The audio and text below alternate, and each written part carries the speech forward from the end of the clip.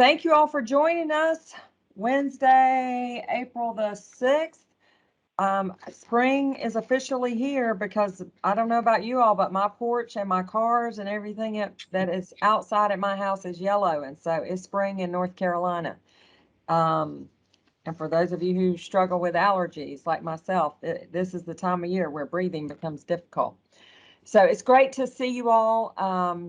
Appreciate you being with us today for our Andrea Harris Task Force meeting. We have a very full schedule and lots to cover. So I'm going to jump right in and ask for a motion to approve the minutes of our last meeting. Hang on one second. February the 2nd, which was, they were sent out to you in advance of the meeting. So if we could start with a motion to approve the minutes of the February 2nd meeting. A motion to approve the meetings. The minutes. I'll second that. Second. Okay, and who made the motion because I cannot see? Viviana Martinez Bianchi. Great. Thank you so much. Second, Juvencio. Thank you so much, Dr. Martinez Bianchi and Jovencio. Thank you so much. All right, we have a motion. We have a second. Are there any questions or concerns about the minutes? If not, then we will take a vote by roll call, and our intern for the task force, Comfort Johnson, will go down the roll for us. So if you could just indicate by saying aye, and hereafter for anything else that we may need to vote on, we will just do a voice vote all at the same time.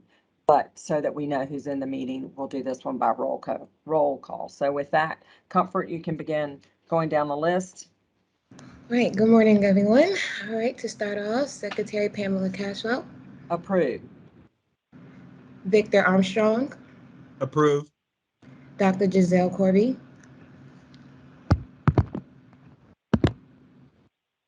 Dr. Catherine Harvey Sevier. Dr.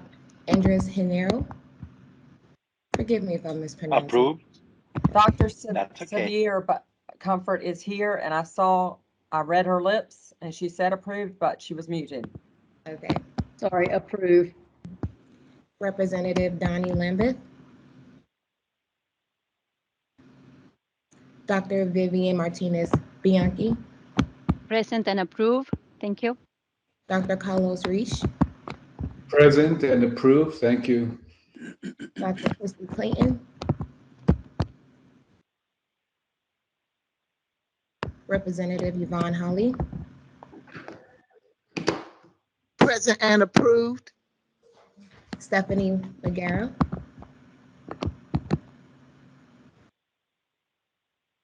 CC Lambeth.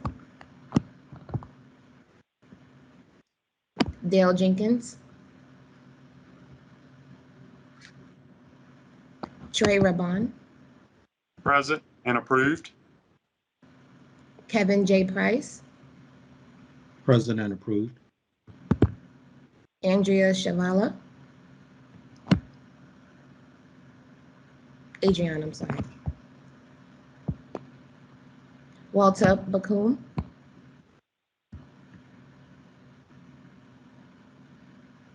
Lynn Batone. Pat Martinez. Dr. Lenora Campbell. Present and approved. Dr. Sonina Richardson. Present and approved. Marguerite Weller Stargale. Approved. Quinny Sanchez Lopez.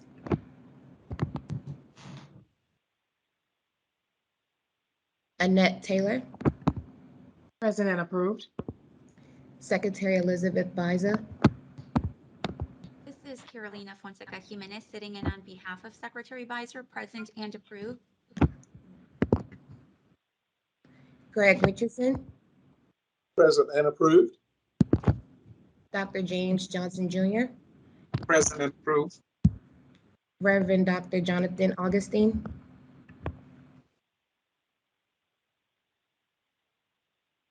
Reverend Dr. T. Anthony Spearman, Present and approved. Cornell Wright, Present and approved. Eugene Woods, This is Fernando Little, present and approved in for Gene Woods. okay. Yasmin Garcia Rico, Present and approved. Revico Rocha Pertella, Present and approved. Dr. Rick Brown,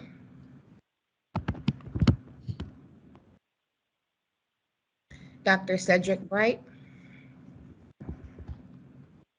Dr. Charlene Green, Present and approve. and last but not least, Dr. John Lumpkin. All right, that concludes the roll call. Thank you, Comfort.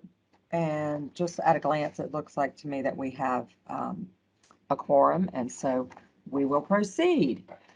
Okay, our first presentation today, it comes from Jordan Lopez, and Jordan is with our Hometown Strong office, an initiative set up by Governor Cooper probably 4 or 5 years ago, that focuses on bringing economic development and support to some of our more rural and lower economic communities in North Carolina. And so, Jordan, I'm going to turn it over to you for your presentation. Thank you, Secretary Cashwell. And is it okay if I share my screen? Absolutely.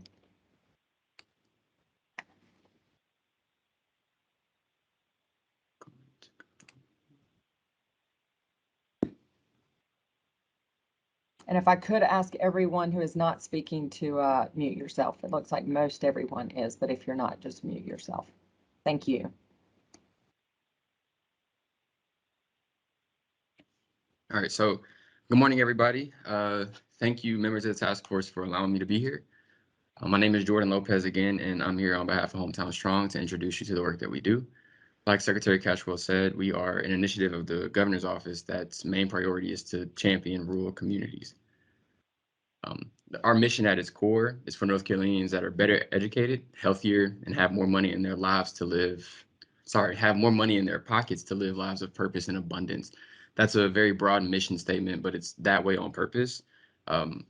What it means to be better educated, healthier, and to have more money to live a life of purpose and abundance varies from place to place, from county to county, and Hometown Strong tries to respect that when we approach our communities. We were introduced in Hometown Strong in 2018, so we are 4 years old this year, and with the main emphasis on eliminating the urban and rural divide, mainly in the form of leveraging state resources like grants to rural communities. We work with them to identify the projects that would be most sought after by the grant reviewers, and we work with those grant reviewers as well to kind of get some more of that, get more of an understanding of the work that they're looking for to push that out to the communities as well. I have a short video that I was gonna play, but in the essence of time, if anybody wants to see it, I can just drop a link in the chat. But essentially, it's Governor Cooper saying a lot of the same things that I just did. He introduces the program, and he recognizes the importance that rural communities bring to not only the state's economy, but also the state's culture, and that each one is unique in its own way, and we should be trying our best to really support our hometowns, hence the name of Hometown Strong. Our core principles are pretty self-explanatory, but I'm going to run through them and put them into the context of Hometown Strong.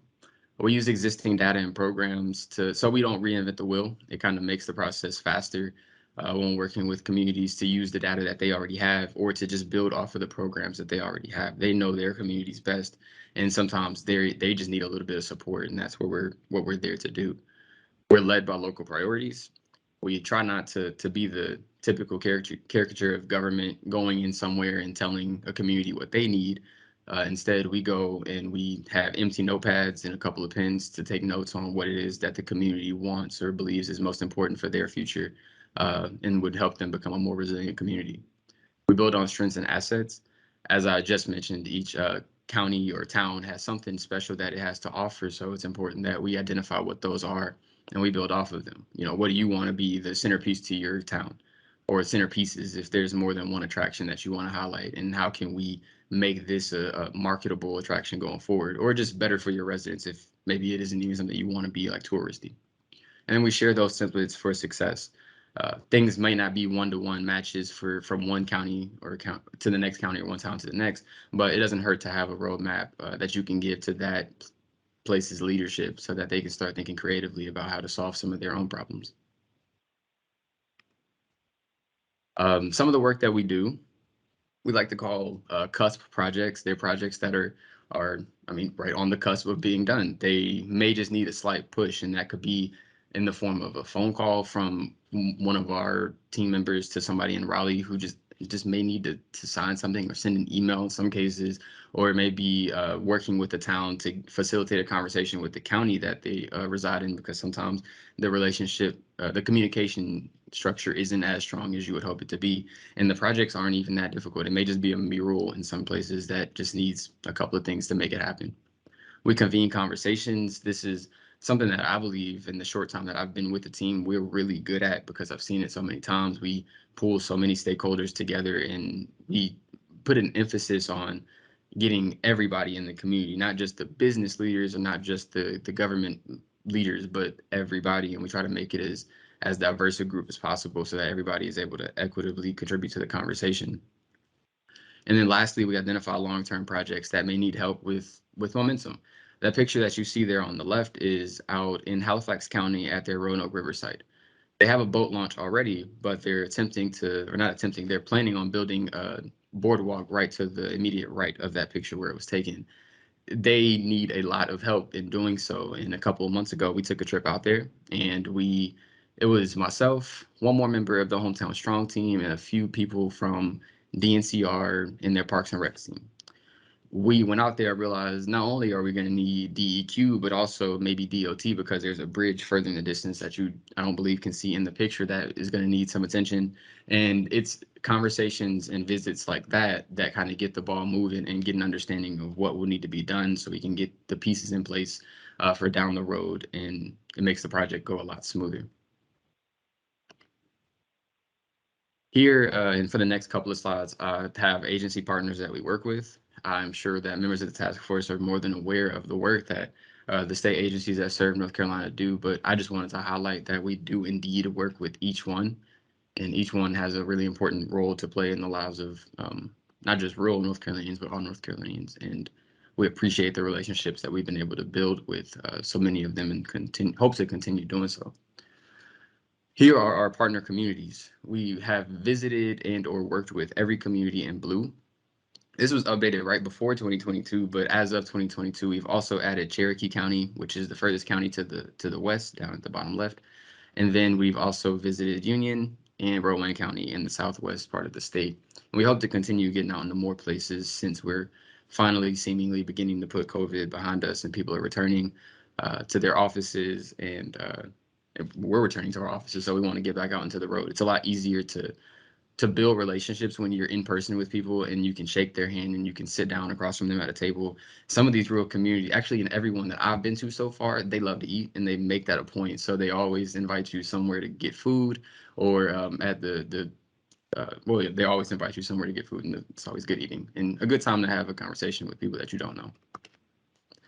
So throughout our visits, we've had some really commonly discussed issues that I think are going to be very similar to the issues that the task force has identified and has been working to make recommendations to address. Infrastructure is big, of course, that's everywhere, but in rural communities, I think that the problems are accentuated because of the lack of resources. They have to address them. So from transportation to water and sewer to high-speed internet, infrastructure is a major part of the issues rural communities are having. Workforce development training. There are a lot of companies coming to North Carolina, and a lot of rural communities are going to be impacted by it. They are not going to be too far from where these places are. They want their community members to be able to take advantage of these opportunities. So how can we get their residents trained and developed to take advantage of those opportunities and bring some of that money back to their communities? Continuing on, downtown revitalization. healthcare and the access to it. So that could also be a broadband issue, but also like a physical location. Where can I go to get healthcare treatment?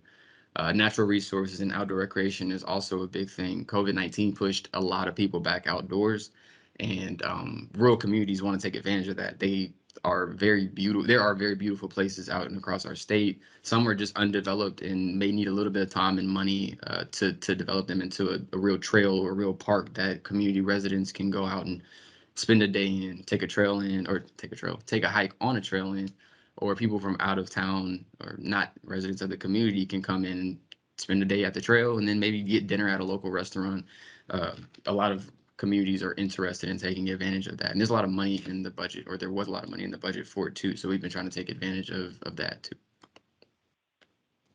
Templates for success. We, in the past, have written a lot of case studies for the work that counties have done that have improved the quality or have addressed an issue that they had or that we've done in the county to address issues that they've had. And we try to circulate those among the counties that we work with and other partners that we work with. As I mentioned, they might not be one-to-one matches, but they are a good roadmap for counties to use and get creatively thinking, excuse me. And then for our future, we hope to continue building relationships across state government agencies. Giving presentations and being a part of things like this are one of the great ways that we hope to continue doing so, not only for our own team to have those relationships, but so that the communities we serve can build those relationships as well. We want the town of Spencer, North Carolina, to be able to call DOT Maine and have a conversation with somebody rather than need to feel like they have to go to somebody else, have to come to Hometown Strong because they can't get in touch with somebody at DOT Maine, or DOT Maine just kind of pushes it off down the line. I'm not saying that does happen. I'm just kind of giving it as an example for Spencer. We also hope to get back out into the communities across the state, and we've already made a couple of visits, as we mentioned before, and we're already off to a few good starts.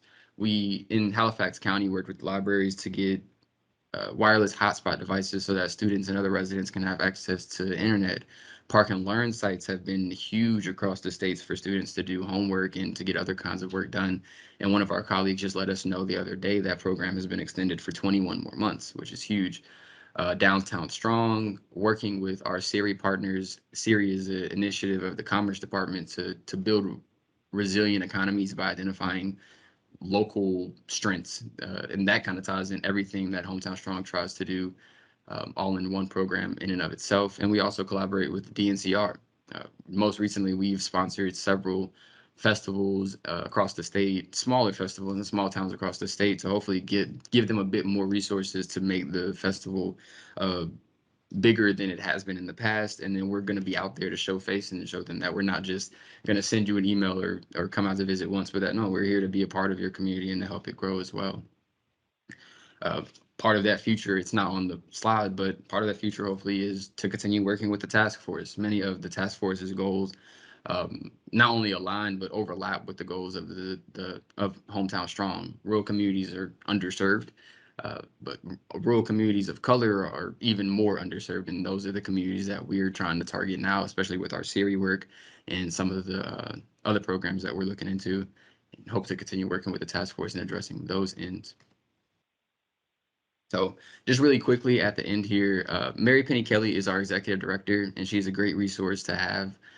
Be more than happy to facilitate an introduction if anybody is interested. Timothy Webster is our chief of staff. And lastly, again, my name is Jordan Lopez, and I appreciate you all for giving me the opportunity to introduce our program to you. Thank you.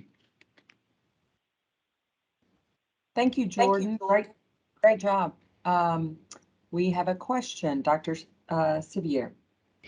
Good morning. I just want to thank Hometown Strong for what they're doing in so many of the communities. And Jordan, I don't know if you want to mention something about the initiative that is now being started with Hometown Strong and AARP and a couple of other partners in DHHS being one, about Age My Way.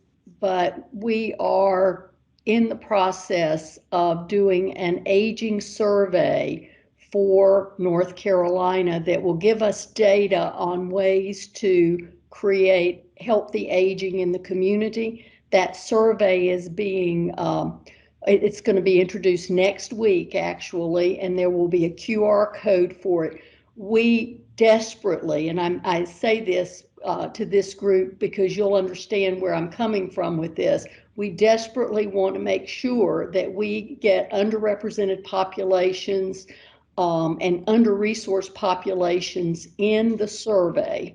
We're shooting for a minimum of 1,000 people, but would like more than that. We need it to be geographically represented, and we need it to be, as I said, underrepresented populations. The survey is intended for people who are 45 or older. We can do it with paper and get it inputted.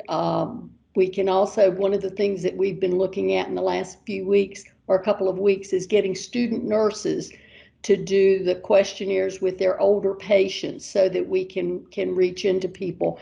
But this group has a tremendous reach in your own communities, and we all know that people only take surveys and participate when they trust the source.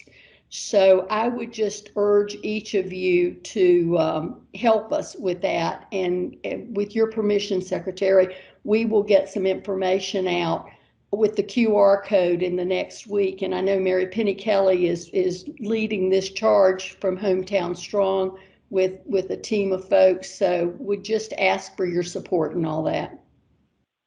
Absolutely. And Evan Grant dropped into the chat. I don't know if you saw it, that if you will send us the survey, Evan can send it out to everybody who is on the task force, and we will also ensure that we send it to, regularly. We send things to a whole host of our commissions when there's something that we're trying to get out broadly. So we'll be happy to do that for you.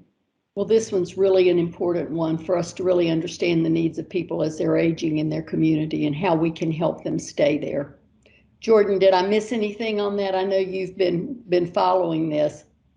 No, ma'am, that was really comprehensive, and I appreciate you for highlighting that. I had made a note to bring it up, and not gonna lie, I was a little bit nervous and completely forgot to. So I really appreciate that.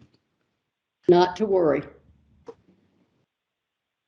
Okay, Dr. Green, I see your hand is up. Yeah, I just wanted to applaud Governor Cooper and Leader Lopez for this initiative. I just had a comment or a question.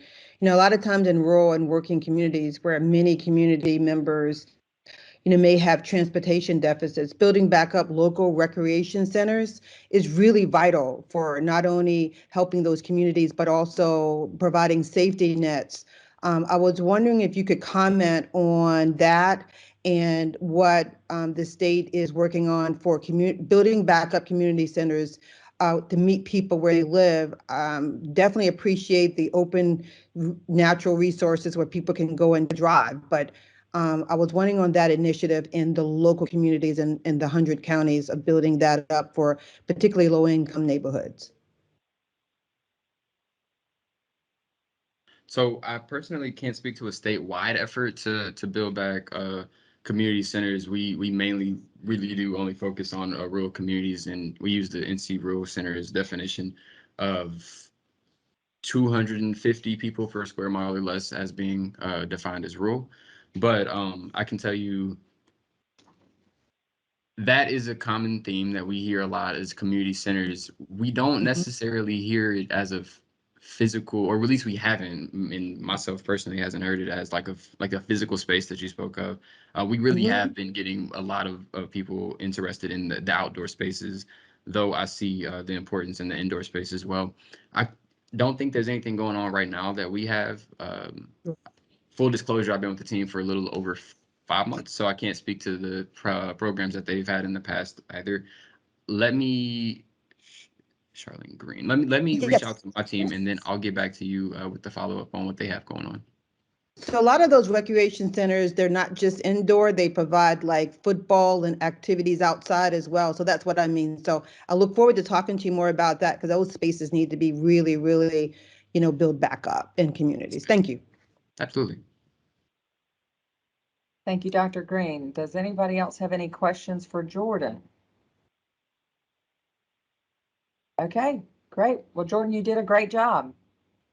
Excellent. Thank you so much for your presentation and for being with us. Okay, we're going to turn next to short-term compensation, and we have a panel of presenters. Brandy Bynum-Dawson, Senior Director of Policy and Advocacy at the North Carolina Rural Center. Tori Keaton, Policy and Government Affairs Manager at the North Carolina Rural Center. And Eric Haddock, Business Services Support Specialist at the North Carolina Department of Commerce in their Division of Workforce Solutions. And so I'm going to turn it over to Brandy. You're first on my list. So I don't know if that means you actually intend to start first, but I'm going to turn it over to you guys to do what you need to do, and feel free to share your screen. Thank you, Secretary. I'm actually going to pass it over to Eric to get us started, and I'll chime in thereafter. Great. Thank you so much, and thank you all for being with us. Thank you. I'm going to share my screen. Please let me know if you guys see it. It says cannot share sound. One moment. Sorry.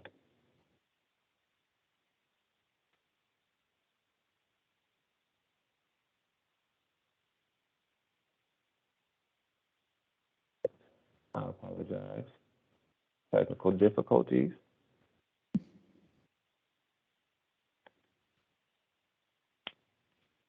Can everybody see my screen? We can. Great. So again, as previously said, my name is Eric Haddock, and I'm with the Department of Commerce in the Division of Workforce Solutions. One of the things that I'm excited to talk to you about is the things that are happening in our businesses throughout the state when it comes responsible for rapid response. Rapid response is what's happened in the last 2 years, the significant amount of layoffs that have happened throughout the state, us going through businesses and us partnering with NC Economic Development Association, the NC Rural Center, and our other partners of trying to figure out different ways to navigate for layoff aversion opportunities throughout the state of North Carolina. One of the big things that we implemented in this last 2 years was the Business Edge program to help rural manufacturing companies navigate through the layoffs of provincial layoffs in rural areas. And in doing so, we had a lot of success in doing that. And through the last 2 years, we implemented an opportunity that we would like for the short-term compensation or work share program to be able to be established. It's something that other states are doing, and we want to be able to try to navigate and tell you a little bit about it. So you're just a little bit familiar. I know some of you guys are already familiar with it, so we're just going to kind of navigate through that. It happens to every business. A bump in the road. Maybe demand for your products and services goes down. The market goes in the tank. I don't know. The city decides to divert traffic away from your business for a few months. Or COVID-19 has impacted your business. All you know is your business is in a fix, and you've got some tough decisions to make. You don't want to lay off staff. They're like family. But what else can you do? The answer? The North Carolina Department of Commerce Shared Work Program. The Shared Work Program saves employers money and employees jobs. Instead of cutting jobs, you cut hours. Then employees can collect partial unemployment benefits for the hours they've lost. Say an employee's hours are cut temporarily by 50%. In addition to a partial paycheck, the worker will get 50% of his or her unemployment benefits. In other words, employers save payroll and hang on to their skilled workforce, while employees keep their jobs and collect unemployment for the hours lost. And the program is so flexible. From week to week, you can change your level of participation from the number of employees to the number of hours. It's all up to you. Don't think of the Shared Work Program as unemployment insurance. Rather, it's employment insurance, a safety net. This is a program that keeps workers employed. This is a program that shows workers you care. The Shared Work Program protects your business during slow times. That is, until you're ready to contact NC Works, the state's workforce system, to help you recruit more workers. This is a new program in North Carolina, and we are confident it will be successful. In other states that have implemented the shared work program, the majority of employers said they'd use it again and recommend it to other employers. In every business, there are peaks and valleys.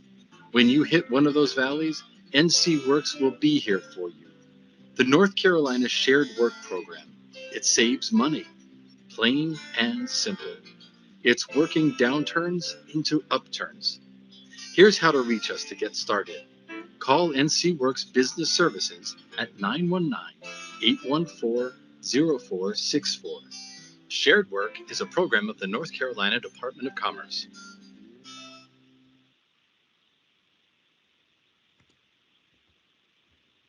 And again, that we created that with the hopes of actually having some of that being able to take effect, just to have another tool in our toolbox to prevent businesses from going especially with small or mid-sized businesses in the rural communities. One of the things that we saw in doing rapid response, going out to the businesses and talking to them, is that they just didn't have an opportunity to be able to hold on. As you kind of look through possibly what the work share NC work program overview would be, the biggest thing is how does it work compared to layoff, and the money that it saves the UI funds. As you can look, if somebody just was laid off, they get a weekly payment of $300. But with the work share possible NC, it would only cost $60 to keep that person still employed. And it helps the business because they're able to pick one or two people, put them on a work share until business comes back up, gets moving, and bring them full time. The biggest thing is they're able to keep their benefits. They still they're also able to cross-pollinate and be able to get into the NC Work system, which is beneficial because while they're part of the work share, they're able to utilize some of the services that we have as far as getting training, be a part of the WIOA process. So it's opening up multiple avenues for them to not only keep the job that they're having, but transition to possible other positions that the company might grow into or pivot to, specifically in the times that we're in right now. There are approximately 26 states who currently have a shared work program or STC program throughout the United States. We have a list here.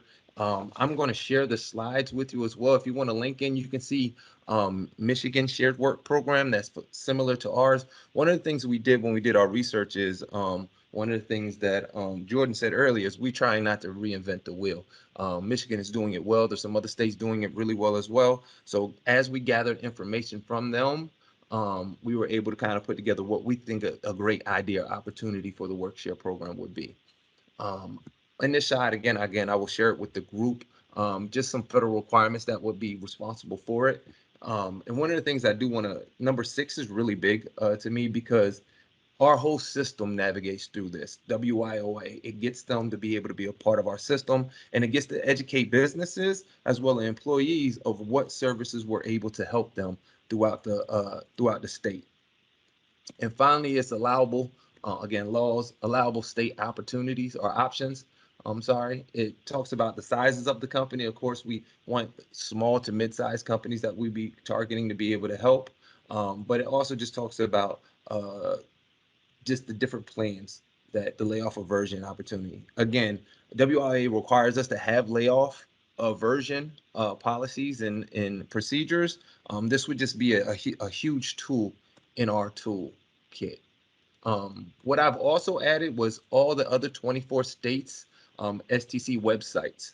So you can go and kind of look if you want to and be able to see exactly what's happening in the rest of the country and just kind of where we fare and what we're doing with layoff aversion and specifically short-term layoffs.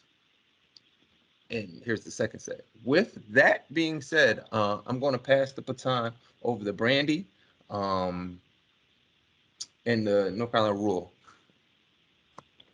Thank you for that, Eric, and it's a pleasure to be with you all today. Is there a bit of an echo? I think it's Eric needs to mute. Try it now. Okay. Is that better? Okay. So again, it's a pleasure to be with you all today from the North Carolina Rural Center. And as you all know, the North Carolina Rural Center has a 35-year history in the spaces of working to improve the quality of life for rural people in rural places. We've done that for the last 35 years in a number of ways, including one of our bigger kind of focuses and program areas is around supporting small businesses across the state. So to Eric's point, around looking at ways to provide access to capital, also technical assistance and coaching opportunity to our small businesses across the state.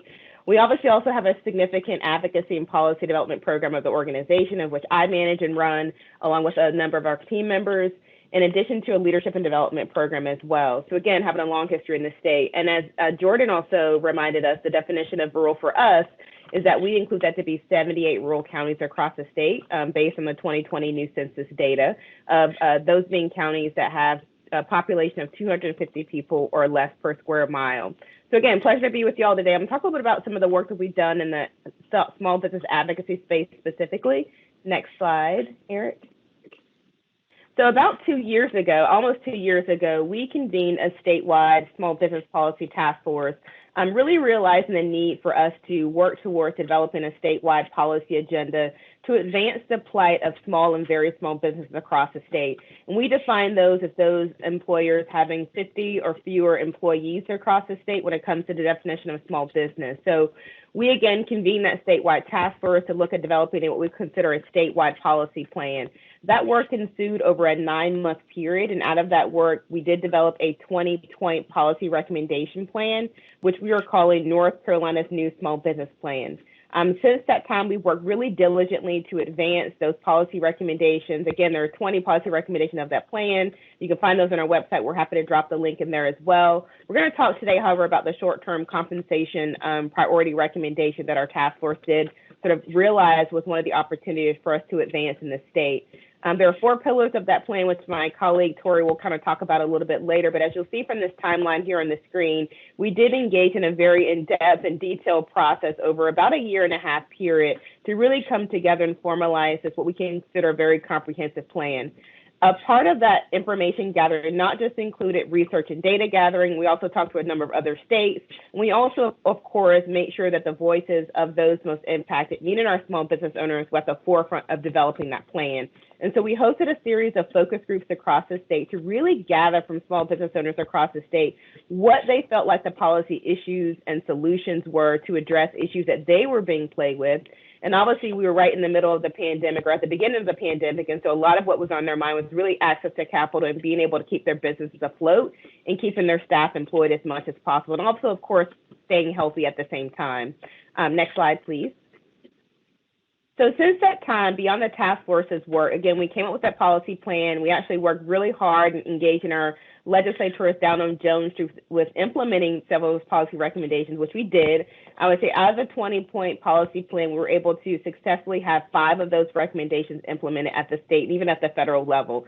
We will continue, as we see that plan in being a multi-year, multi-point plan, continue to advocating for that plan.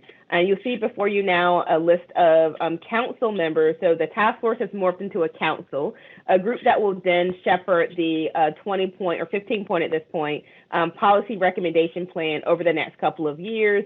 They will also serve as ambassadors to a statewide coalition that we've also developed as a part of that work. Next slide. So that coalition consists of not just individual entrepreneurs and small business owners, but those who also represent service providing organizations and the entrepreneurial ecosystem as a whole. We're really trying to fill up that map and make sure that we have representation from all across the state. As you can see, so far so good, with 84 counties represented as members of that coalition. We also work to engage those members of the coalition in advocacy efforts. So we don't want it to just be us pushing the policy plan, but also encouraging members of the coalition to do the same. So we're providing them and equipping them with tools and resources for them to be able to advocate to their policymakers about the recommendations in the plan. Next slide. And I'll pass it over to Tori to talk a little bit more in depth about the pillars of our plan, which we did actually present to the Economic Opportunity and Business Development Subcommittee of this task force about a year ago. And so they've also had a chance to kind of hear about the in-depth nature of the policy plan as well. Tori?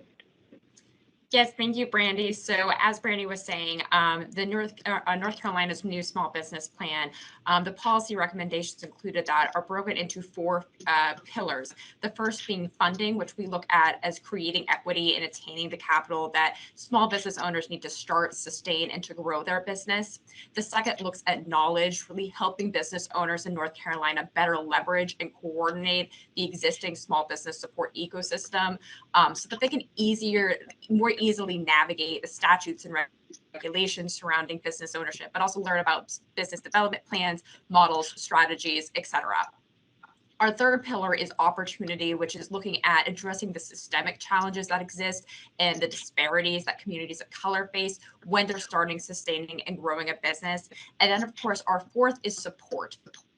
Support is really looking at addressing some of these periphery issues that may make starting or continuing a business difficult or risky. That includes things like health insurance, broadband access, and more. But if we go to the next slide, we can also see that it includes a recommendation for a short-term compensation program because as the video explained, the small business owners in our original task force and now shepherded by our council, they see this program as a safety net in the form of employer insurance, having a plan for the ups and downs that will come with business ownership. So this next session, if we go to the next slide, and moving forward, the establishment of a short-term business compensation program is going to be a priority for the North Carolina in the NC Rural Center's advocacy program down on Jones Street. We're going to be starting this session by asking for a legislative study committee to really consider the value and the feasibility of establishing a program in North Carolina. So starting with asking for a study committee and then ending, hopefully that study committee will ultimately then recommend establishment of such a program in North Carolina. And I believe if we have the next slide here, well, I can put in the chat, basically what we would love to do is have your support and we'd love to welcome you to join us in asking the legislator and support our ask of the legislator for this short-term committee or short-term compensation program legislative study committee. And so I can put in the chat myself and Brandy's contact information if you would like to reach out to us about our plans for advocacy next session and moving forward. And with that, I think we can open it up for questions. Any questions for this group?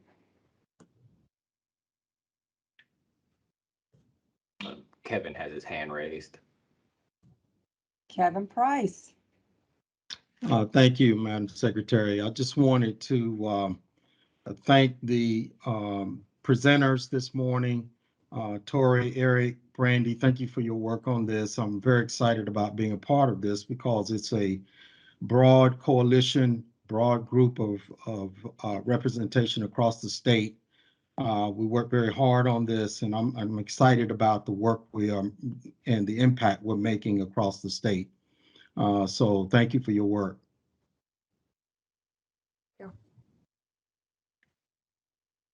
Anybody else?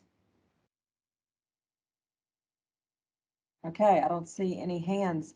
Thank you all, Eric, Brandy, and Tori, for your very informative presentation. I think probably everybody's like mine might be exploding. It was a lot of information very quickly. But you know, super helpful. I learned a lot, and it's always helpful to know where else activity is going on across the state that in some way interacts with work that we are doing as well. So thank you. And I made some notes and I'm going to reach out to you all offline. So I appreciate you taking the time to join us this morning. Thank you for having me. All right. So we are going to move now to a DIT update on diversity, equity, and inclusion broadband initiatives. Nate Denny has joined us early last year to talk about things that DIT was putting before the legislature, as I recall. And so he is now the Deputy Secretary of Broadband and Digital Equity at the department in their Office of Information Technology Services. And I can tell you that Nate is super busy. He's on the go. I hear him on various, you know, whether it is boards or I've heard him on the radio, he is out there. And spreading the word far and wide. So I know you're super busy, Nate. Thank you for taking the time to join us today to give the task force an update. Really appreciate it. Thank you, Secretary Cashwell. I appreciate the opportunity. I'm going to share my screen, if I may. Absolutely. And if you can hear my laptop taking off like an airplane as I attempt to do this, I apologize.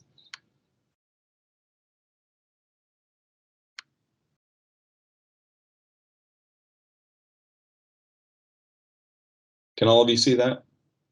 We see it. Thank you. Excellent. Well, thank you again for the chance to come talk to the task force about our work to close the digital divide in North Carolina. We have, as I've told this group before, Governor Cooper released a plan last year to close the digital divide and to really build digital equity across the state of North Carolina. And when we say digital equity, we mean the ability of all individuals and communities to access a high-speed internet connection, to afford it, and to have the tools and skills they need to fully participate in the modern economy. And so we're doing that by focusing on three main issues. One, infrastructure. A lot of people in North Carolina don't have high-speed internet because it's not available where they live, right? There's no fiber or fixed wireless or other technology options for them. Many people in North Carolina can't afford it, even if they've got the service. And so we have to remember that it's not enough for us to just run fiber through your front yard. If you don't have a laptop at home or a tablet or even a smartphone, or the service is too expensive, you still risk getting left behind. And then the third major kind of foundational element of the plan is building digital literacy and enablement, making sure folks have those skills and devices. To do that, we have stood up, in addition to our broadband infrastructure office that's been around for a number of years, focusing on grant programming and other ways to get more infrastructure access. We've set up a new Office of Digital Equity and Literacy, charged with tackling the affordability, the devices, and the skills element of this plan. And I think we've talked about this before, but I just wanted to quickly highlight the measurable or the ways we'll measure success. By 2025 in North Carolina, we want to have 98% of North Carolina households with access to a high-speed internet connection. We want 80% of households subscribed to high-speed internet. We want to make sure that's not just a statewide average, but that we're hitting that 80% target across demographic groups. White households in North Carolina subscribe at a rate of 76%. Black, Latino, and Native American households all lag considerably behind that. So we want to make sure, as we take advantage of the influx of federal funding here, that we're making smart, targeted investments within communities to make sure everyone has an opportunity to realize the benefit of these investments. And then we also want to have a 100% subscription rate for households with school children, and then permanently getting rid of the homework gap, as it's called, in North Carolina. As Secretary Cashwell mentioned, we took a $1.2 billion plan to the General Assembly, which in the budget that was passed and signed in November actually funded the vast majority of that request. The total funding level to close the digital divide in North Carolina out of the state budget is $1.036 billion. The majority of that is in infrastructure programs, including the state's GREAT grant, which is the existing grant program to incentivize service providers moving into rural parts of the state, as well as a number of other infrastructure investment tools or programs, including $1 million mapping approach to help us get to a more granular view of who's got service and who doesn't. We also received $50 million for digital equity causes, for awareness and digital literacy programming. Because the General Assembly didn't appropriate anything for affordability to actually subsidize the service of high-speed internet, we will be using a portion of this $50 million to raise awareness among North Carolinians of the FCC's Affordable Connectivity Program, which is a $30 a month subsidy program. We'll also be working to create public-private partnerships that help get devices, laptops and tablets into low-income households, and then doing grant making to communities, to county, municipal governments, schools, and nonprofits to support locally developed digital equity training, device programs, and other sources of investment that address those local needs. Several notes before I move on to the next slide, which talks a little bit about additional federal funding likely coming to the state. I wanted to just update you on progress on several of these fronts. The $380 million GREAT Grant program includes $350 from the American Rescue Plan. That grant program has already been opened. It opened January 30th, and applications are due May 4th. So right now, internet providers are working with county governments that also received fiscal recovery funds from the federal government to build partnerships around addressing internet needs in rural parts of the state. We've actually gotten that program opened up to now all counties in the state instead of just Tier 1 economically distressed counties. So many more communities across the state will be able to benefit from these funds. We're working with counties directly to assess their readiness to participate in the next of these programs, completing access to broadband, which will allow us to work directly with counties, identify unserved areas that haven't been addressed by provider applications, and go out directly to market to release an RFP, or request for proposals, and negotiate with providers to serve parts of the county that remain unserved or underserved. We also are in the process of finalizing build out of our new Office of Digital Equity and Literacy. I had hoped by today to have a pair of new hires ready to announce, but I'm not quite there. So I will make sure to give the task force an update as soon as those are finalized in the coming weeks. But we are hiring multiple additional experts with digital equity experience to help us make sure we're doing that community outreach and building grant programs that can help get resources out to communities very quickly. And then, as I mentioned, we're also putting all of our affordability eggs in an FCC bucket. The FCC's Affordable Connectivity Program, a $30 a month discount for low-income households, already has more than 420,000 North Carolina enrollees. We know that the eligible numbers are well above 1 million there, so we're working to find good local in-county experts and advocates who can help us get the word out about that program.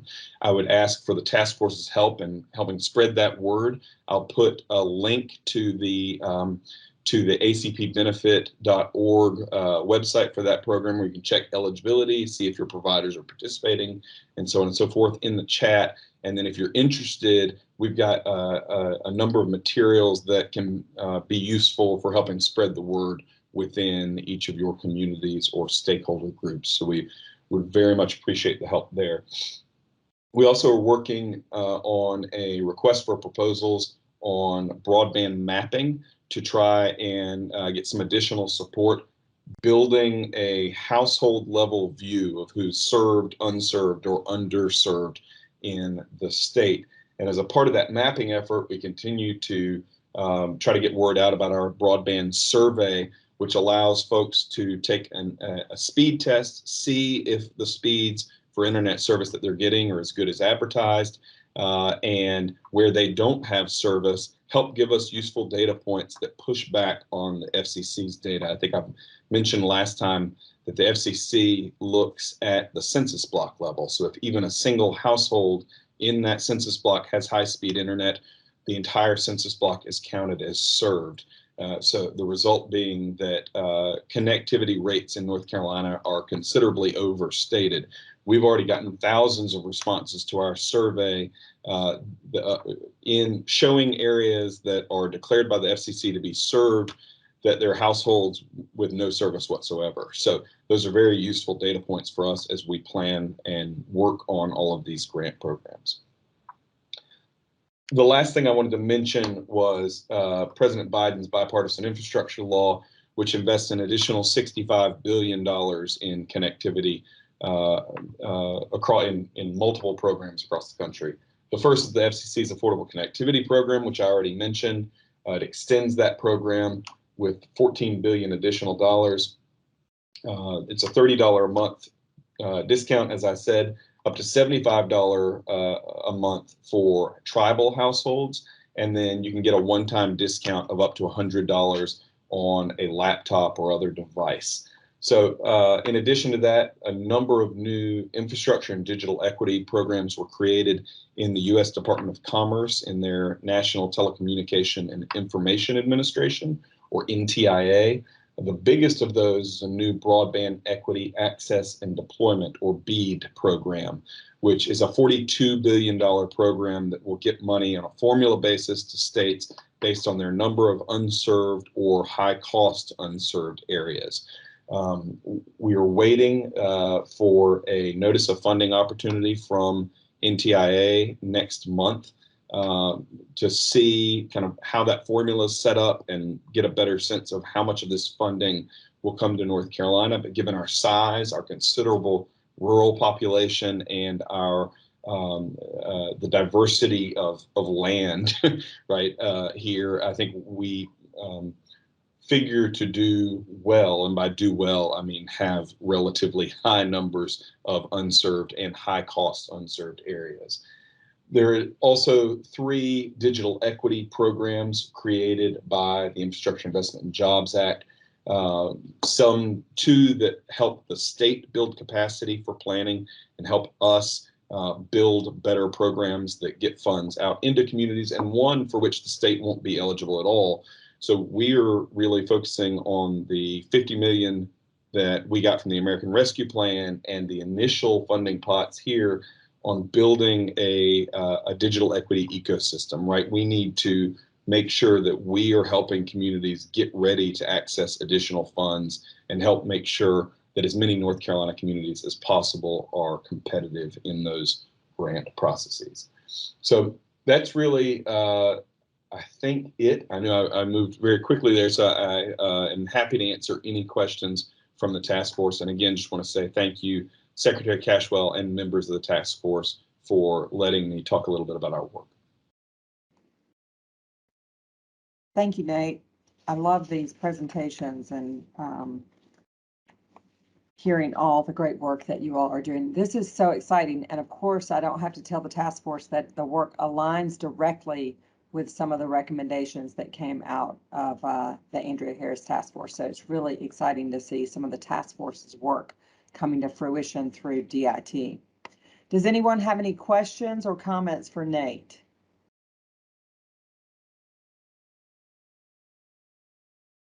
I'm looking for hands, and if you are raising a virtual hand or your hand on camera, I can't see everybody all at one time. So if I'm not calling on you, just feel free to announce yourself.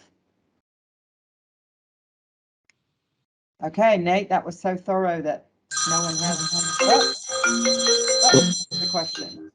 Secretary Cashwell, if I could just say, if any members of the task force would like to talk offline, I'm happy to be available. I will put my contact information, my email, and my cell phone number in the chat, and am glad to be available to any member of the task force. Okay, thank you. We do have a question though. Vencio. Thank you, Secretary. Thank you, Nadia, for this presentation. My question is, if we would like to request your agency to do a presentation to a very broad task force, works with community-based organizations, or you be willing to do a presentation? Yes, sir. Absolutely.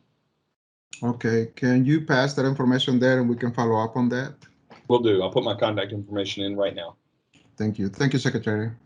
Absolutely. And Nate, we have a question in the chat about whether we can get a copy of your presentation. Yes, I'll send a copy of the slides to Evan right now. Super. Great, thank you. Okay, I'm just trying to make sure that I don't miss any other hands. Okay, I think we're good. Nate, thank you again. Really appreciate your time. Thank you. All right, moving along. We are going next to Catalina Jimenez from DEQ, who is also our staff support for the EJI subcommittee. And Catalina is going to give us an update on the awesome listening session that we had, that subcommittee had, that was open to the public. And so Catalina, I'm going to turn it over to you. Thank you. Thank you, Secretary Cashwell. I'm going to share my screen to offer up a little bit more information. So just give me a moment here. All right, can everybody see that? We can. Oh, good. Okay, and you can hear me fine. So I'll go ahead and get started. I want to first and foremost start off by thanking our subcommittee. This listening session, like many of you have heard me provide updates on, would not have been possible without each and every one of our members. Chair Secretary Elizabeth Beiser is unable to be with us today, and so is Reverend Dr. Anthony Augustine. And as you may recall, he's our team lead, but he wants folks to know that he supports this presentation and he's looking forward to reading more of what I'm about to share with you. So let's go ahead and jump in. So as you know, the listening session really started off with our long-term goals, specifically to support a legislative strategy, to look at additions and changes to statutes and rules, to incorporate environmental justice criteria into regulatory actions. So this essentially has been the goal that we've been working towards since we started our work here on the task force. And this is really what led us to the very first listening session. So this is going to give you just a little bit of background before we get into the most recent one. So folks remember back in September 2020, we did do our first listening session, and this was a really good opportunity to hear from community members. We heard not only on long-term goal 1, but we also heard comments from them on the short-term goals that we had. So essentially, we listened from 17 community members in particular that all agreed that one of the most important things for them was to start aligning state regulations and policies and to be more transparent and start considering environmental justice across the board. And with this, they were also referring to various agencies. So we used all of this information to help us in developing the goals, but also in helping us with this next listening session, that we just recently had. So this one helped build up the most recent session. And I want to thank the folks that were able to listen in. And also I want to take a moment to thank DOA, their staff, and the governor's office, because without them, we wouldn't have been able to do the listening session. And so let me just give you a recap of what we learned during this time. So this was a really good opportunity for us to hear from the community, but specifically on the long-term goal to support a legislative strategy. Within this, we did offer a comment period of February 24th to March 17th. And now we knew that just accepting comments during the listening session wouldn't be enough. So we went ahead and also offered an online form for folks. We also accepted some via email who may have had trouble accessing the form at times. We also accepted voicemail and we accepted mail. So in total, we had 108 folks who participated. And that to us, it's a win because the first listening session was about 20 tops. So this was really a growth for us. And also I want to thank you, all of the task force members, because when Evan sent out the email to you all, I know that some of you personally sent this out to your community groups and actually offered this information to them. So thank you for making that happen for us. So the questions that were asked, we essentially narrowed it down to 5 specific questions. And these questions were developed by the subcommittee, but then were sent to the Secretary's Environmental Justice and Equity Advisory Board. And we wanted to make sure to do that so that way we could capture the questions that we thought would be most helpful to help us draft this recommendation, but also to hear from the board and understand what those main concerns were for the community. So one of the main things that we wanted to hear about was environmental justice criteria. If folks had heard of specific examples in other states that they thought should be used here, we wanted to hear about that. We also wanted to make sure Then we could talk about equity gaps. What are those equity gaps that the community saw in their specific areas, right? In their specific counties, in their specific towns. So this really brought a lot of light to us, and it brought us a lot of great information. And of course, we wanted to touch on COVID-19 and its impacts on communities. We heard a whole range of things that I'll go over in just a bit, but these questions really helped us start learning more in depth of how we should structure this recommendation for long-term goal 1. So this really helped us start that initiative. And what we did, we were able to get staff support to essentially take a look at all of these comments, all of these responses, and just so folks are aware, the community could answer those 5 questions, but they could also comment on anything else related to our long-term goal that they felt they needed to say. So our staff did the best that they could to narrow down the 10 most common comments that we heard.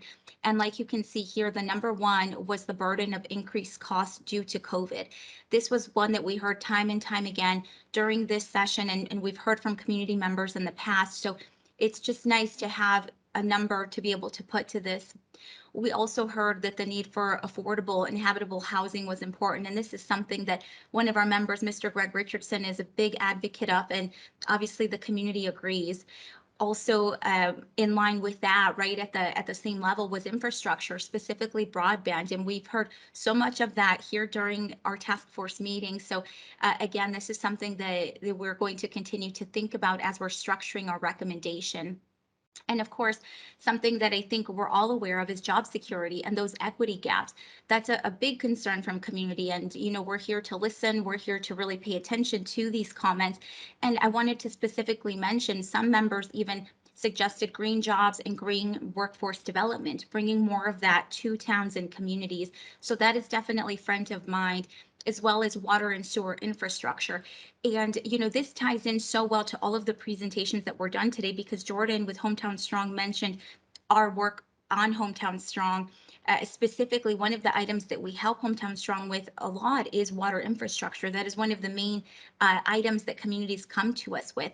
So, not only is Hometown Strong very aware of that, but the community is saying, we need to do more on this area. This is the top 5. So let me go over the last 5 that were mentioned. Education was mentioned throughout. One of the main things was on federal funds, right? Being able to bring this information to the community so that way not only are they aware that the funds exist, but they know how to apply for these wonderful opportunities within their community. A really good example that one of the community members brought up was Hurricane Florence. They reminded us that as DEQ, when Hurricane Florence, happened during the aftermath, we did various multi-county meetings where we were listening to community members on the impact of all of these things. So they reminded us and they said, you know what, this would be a really great strategy to essentially implement again, but to bring different education to communities. So we heard that loud and clear. One other thing that I want to mention with education is that community members said, we need to start not only educating community in general, but also, planners, developers, elected officials, builders. And someone said specifically, people that don't know about clean construction and clean construction techniques. So there's a lot of work to be done here. But again, these comments were very helpful to us. And then lastly, I'll mention environmental health burdens and healthcare disparities. That's something that we've heard of very much, as well as the healthcare subcommittee. So this is just kind of a snapshot of all of the great comments that we got back. And, that takes us to next steps. It's great to have all of this information, but what are we going to do with it? Now that we've created our summary report that essentially says these are the top items most asked about or where folks are most concerned about, what we're planning to do during our next subcommittee meeting, which is on April 20th, we plan to continue to discuss this and really use these comments as a guiding system to be able to come up with a really solid recommendation for long-term goal 1. So that is what you'll hear from me hopefully very soon. I'll keep folks updated on that subcommittee meeting, and of course if you're interested in listening in, or you would like to just connect with me and learn more about this work, please feel free to do that. And of course, Reverend Dr. Augustine, who is our team lead on long-term goal 1, also welcomes any kinds of emails or questions questions that you may have. But I'll pause there in case folks have questions, but I'm looking forward to the subcommittee meeting and of course to bringing you a more specific recommendation for long-term goal 1. Thank you very much. Thank you, Catalina. Really appreciate your work to bring that to fruition. It's my pleasure. Thank you. Questions from task force members?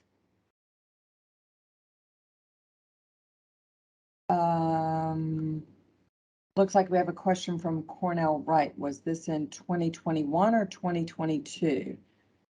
I'll let you answer, Catalina. Sounds good. This was in 2022, the latest listening session. And if there's a typo, please point it out to me and we will fix that immediately. Yeah, in the slide, it says 2021 from February to March. So just wanted to make sure. Thank you. And you know what? I cannot even be embarrassed about it because I feel that since COVID, time has kind of, it's been a bit confusing. So thank We're you, still Cornell. in I appreciate 2020. that. This is part A and B. That's all. You're good. Thank you. Okay, any other questions for Catalina?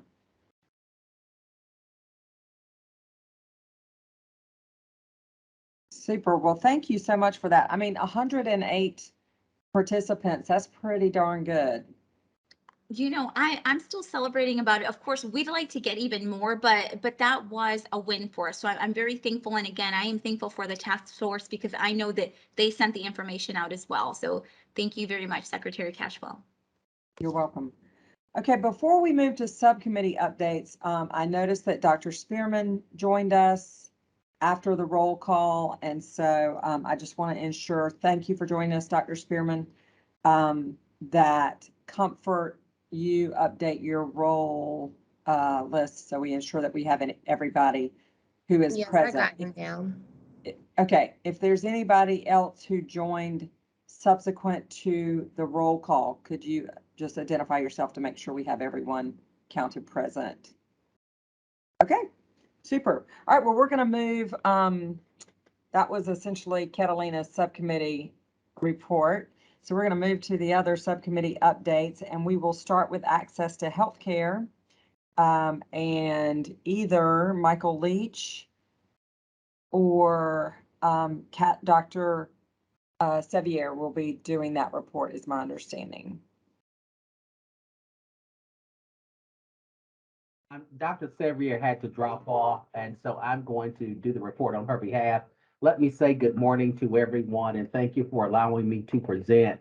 If you recall, during the last task force meeting, we shared 3 focus areas that we narrowed down our recommendations to. And Dr. Martinez is with us, and so Dr. Martinez, if you'd like to chime in on behalf of the subcommittee, I'll certainly welcome your comments.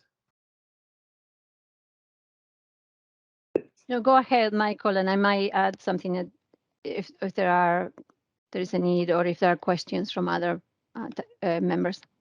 Thank you. So since we narrowed down to these 3 focus areas, we have primarily been looking at opportunities to create partnerships, to gain additional information, and to figure out how we continue to implement access to healthcare.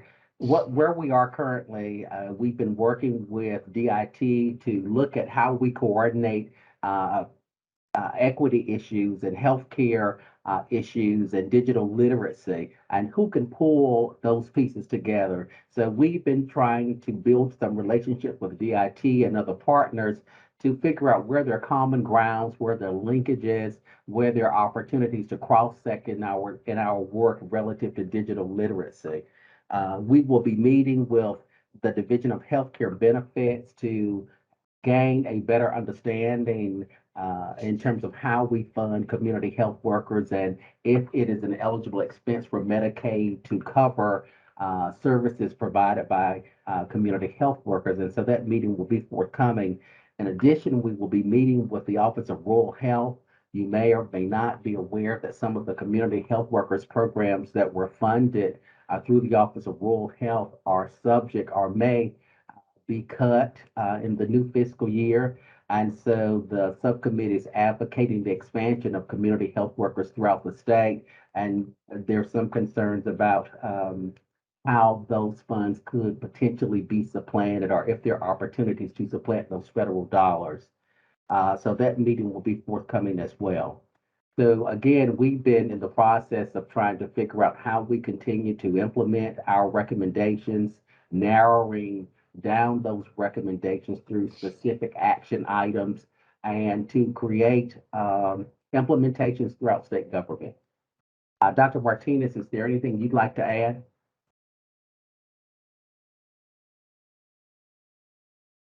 And I think you're still. Sorry, I was having trouble muting myself. I cannot say enough in support of the community health worker program and how I see them both as real key representatives of the community they serve. And I'm seeing also how their participation has improved community capacity.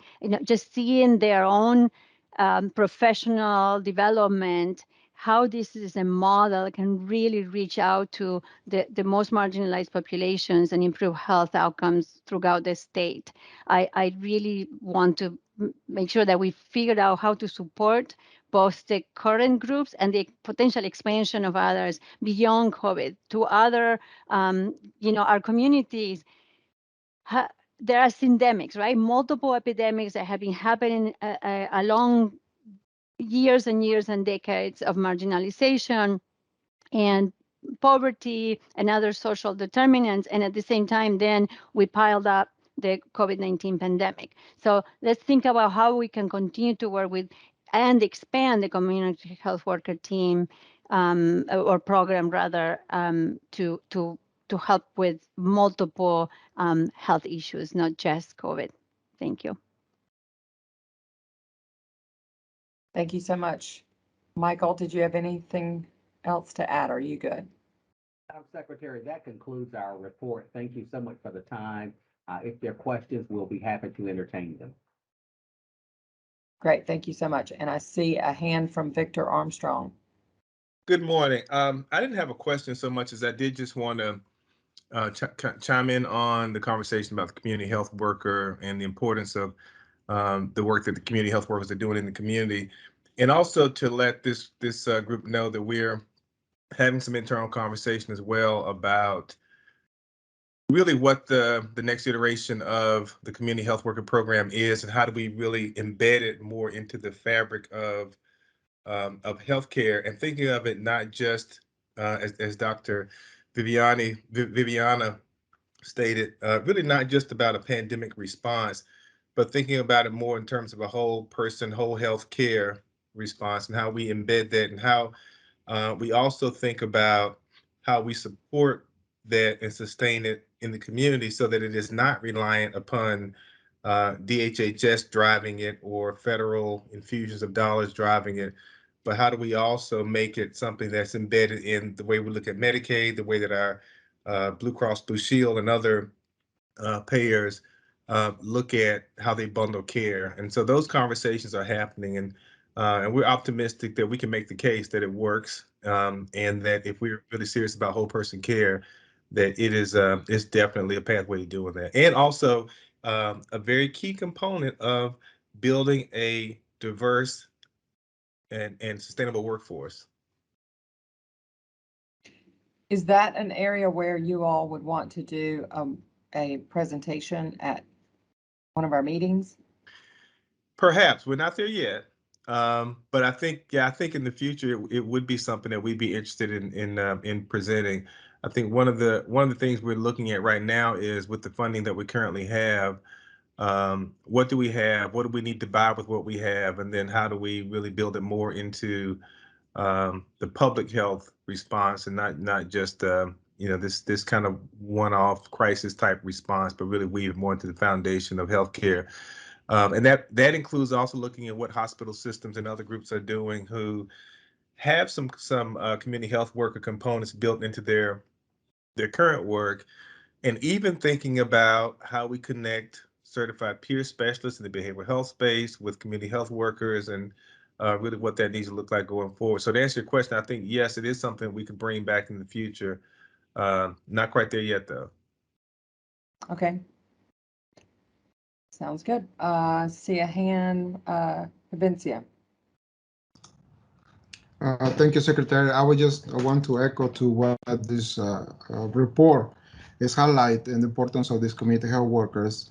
And I will step a little further in terms about how we're looking at this community health worker program. Also, the community-based organizations, the role a community-based organization has played and integrates with community health workers. If we look in the infrastructure of community-based organizations and communities where really things are happens and the really community-based organizations are doing the work with the community health workers, I think that's what we need to moving for. I think the resources that we've been put in place, not just only supporting the community health workers, but supporting community-based organizations with infrastructure and the growth to support any issue that comes up, health, education, everything. I think that model is a community organizing type thing, that if we put our funding to community-based organizations and enhance with community health workers, we win, we make some impacts, and we can see it, great outcomes in community-based. Great, thank you for those comments.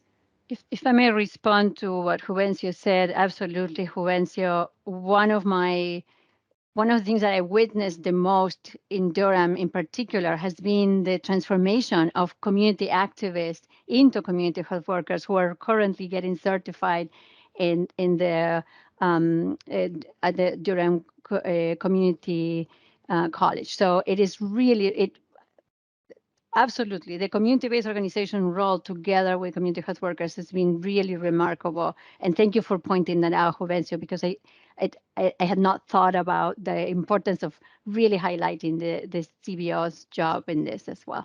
Thank you.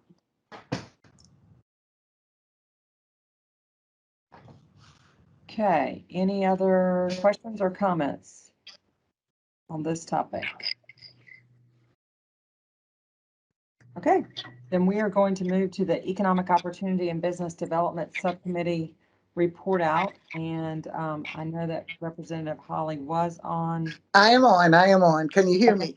Yes, ma'am. Okay, thank you very much. First of all, I would like to say that having worked on this committee and particularly the Economic Development Committee has been an honor and a privilege. And I don't know if everybody really is aware of how phenomenal our hub office is, and all of the depth and everything that they go in to try to help minorities get contracts and just be better businesses. And one of the things that this committee has done is looked into a lot of that. And I just felt like I needed to say that, and to say that part of my report is that a lot of the things that we have talked about in our meetings are already being implemented and talked about in the departments, in purchasing and in hub and certain places, which I find very pleasing, and I want to say that.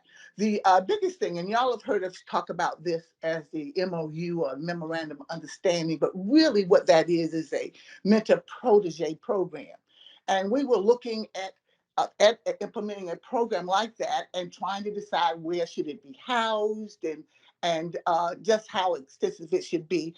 So DOA met with Commerce to determine synergies in working together to create the program for historically underutilized businesses, modeled after a successful program that has been in Georgia. So they're going into the next stages to include the hub office and taking a partnership in with Commerce to meet with EDPNC to determine the potential for programming and like initiatives like that.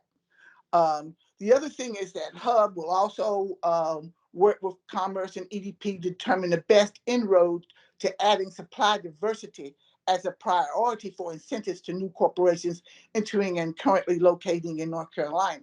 So when they come in and they want to do business with the state of North Carolina, we want to make sure that they understand that we have some hub goals, and we would like for us to get some commitments from some of these large corporations to do some minority things for some of these incentives. And we believe that corporations receiving state initiatives should support engaging HBU firms where procurement needs exist. So that's just a brief thing of what we've been working on, and back to y'all. Any questions? Any questions for Representative Holly? And I'm glad to hear that the one of the first things that we did now about a year ago was engage our agencies more with the work of the task force and bring on staff leads from all of the agencies to really try to ensure that you all know what the agencies are doing, ensure that the agencies know what your recommendations are so we can work to implement those recommendations. And I'm so thrilled over the last year how much work we've done in that regard to really move that process forward. So thank you, Representative Holly, for that report out and for the shout out that is all that is working. And you're right, our hub office does a fantastic job. Okay, Education Opportunity Subcommittee, Dr. Charisse Hollingsworth will do that presentation from the governor's office. Thank you for being with us, Dr. Hollingsworth. Yes, good morning, everyone. Thank you for having me. For the past meeting, our Educational Opportunity Subcommittee has been working on our recommendation related to health literacy, specifically establishing a statewide health literacy coordinating council with corresponding regional health literacy councils. We were aware of a previous attempt to do something like this in the early 2000s. And so at our last meeting, we engaged in a landscape analysis to see where that most recent initiative left off, and then also thinking of how we can reformat our recommendation moving forward to identify opportunities and then also address some of the challenges that that previous attempt included. So part of our work was looking at the status of those health literacy coordinating councils. We were able to engage with the former director of the North Carolina Health Literacy Council, and she shared her insight on how the council came to be. It really was formulated based on a focus on adult literacy and then adding health aspects to that work. But much of this work was housed in an academic institution. So once the former director left that position, the work was put on pause without anyone to pick it up in the future. And so she was able to share just the importance of having sustainable funding, that the hosting institution, whether that is a state agency, a community organization, or an academic institution, the importance of having a plan in place to move that work forward, which was extremely helpful for our group as we look at ways that we can implement this recommendation across the state. And we were also able to engage with the current director of the North Carolina Area Health Education Centers program, who expressed interest in discussing this recommendation and incorporating it within the work that they do across the state, but having a larger focus on health literacy initiatives and how we can better support our health professionals and practitioners in their engagement with the community. Much like some of the presenters that we heard from today, we also looked at what has happened in other states. So definitely want to publicly thank our intern Samantha and the work that she has done in identifying which states across the country have some sort of health literacy council or coalition that partners with a state agency. And so what we found is that many of our peers have the Department of Health or their equivalent state agency as a partner, but it's not necessarily where this council is housed. Many of these coalitions are the result of community-based work that focuses on literacy, but incorporating the health aspects. But we do see a significant relationship between state involvement in making sure that funding is available and that we have the capacity to expand this work across the state. Also want to publicly thank Cornell and the connections that he was able to make as we learned about some of the existing initiatives within DHHS as it relates to advancing health literacy in general. We know that many of these funds are time limited as of right now because they're based on grants, but we really see an opportunity for much of the work coming out of these grants to possibly inform the establishment of these statewide health literacy coordinating councils as well. So our subcommittee, like I said, we are looking at this recommendation, thinking of ways that we can hone in on our primary objective. What are some pieces that need to be in place to move this recommendation forward, specifically in North Carolina, while also acknowledging the unique needs that our rural communities, for example, need to have met through this type of work. We are hoping to present to the task force some sort of update on that recommendation while simultaneously doing a similar landscape analysis for our financial literacy recommendation as well, and how we can move that work forward. So I will pause there. If there are any questions, willing to answer those. Our subcommittee will meet again next Wednesday. I can send that meeting information to you if you're interested. And just want to thank you all again for the great work that you're doing and for having me share today. Thank you so much, Dr. Hollingsworth. Does anyone have any questions or comments for Dr. Hollingsworth? I love to see the way our subcommittees are sharing information and working together. It's awesome. That was our goal, and so it's great. Thank you so much for communicating with each other when we're not in these meetings. Okay, so if there are no questions, and I don't see any hands up for Dr. Hollingsworth, then before I ask our patient engagement chair or Yaz to present, want to take this opportunity to really just say thank you so much to Cornell Wright, who has served this task force so wonderfully and been so engaged, put so much time and work and energy into the work of the task force. You all know that Cornell has been the director of the Office of Minority Health and Health Disparities at the Department of Health and Human Services, and just done a fabulous job. But I learned recently that he is moving on to a new challenge, and I don't even know yet what that new challenge is, and it may not be public information yet, Cornell, but I definitely wanted to take this opportunity to just say how much I have enjoyed getting to know you through this process and just how much I appreciate your work.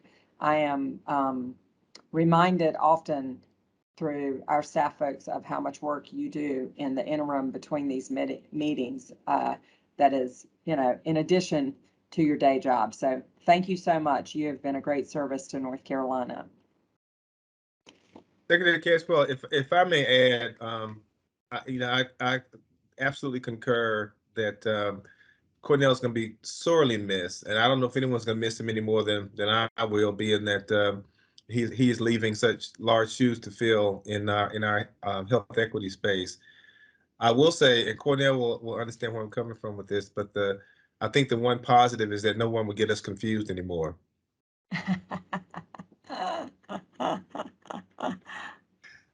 That's fine. Well, it's a compliment to be called Cornell Wright.